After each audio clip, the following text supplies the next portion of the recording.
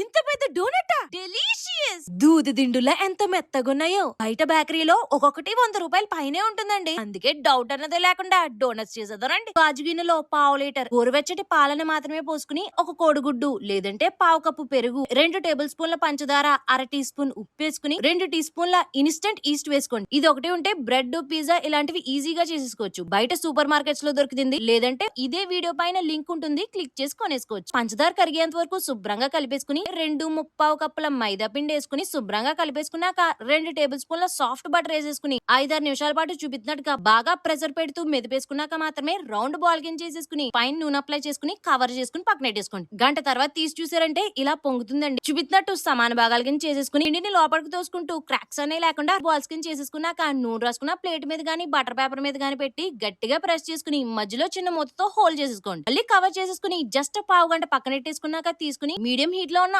Oil వేసేసుకుని SIM లోనే 4-5 నిమిషాల పాటు అటు ఇటు తిప్పుకుంటూ లేత బంగారు రంగు వచ్చేంత వరకు ఏపేసుకున్నాక తీసేసుకుని పంచదార పొడిలో గానీ చాక్లెట్ సాస్ లో గానీ దొల్లించేసుకుని పిస్తా పలుగులతో అలంకరించుకుని కొరుకుందంటే ఉంటదండి. డెడికేషన్ డోస్ పెంచి డూప్లెక్స్ కట్టినట్టు ఉంటదండి. మొన్న మేము కనిపించిన వీడియోకి చాలా మంచి రెస్పాన్స్ ఇచ్చారండి. అసలు మేము ఎక్స్పెక్ట్ చేయలేదు. అలాగే మన పోపుల డబ్బాని 1 మిలియన్ చేస్తారని ఆశిస్తున్నాం. ఏమండి నచ్చితే గనక ఖచ్చితంగా లైక్ చేసి సబ్స్క్రైబ్ చేసుకుందరు.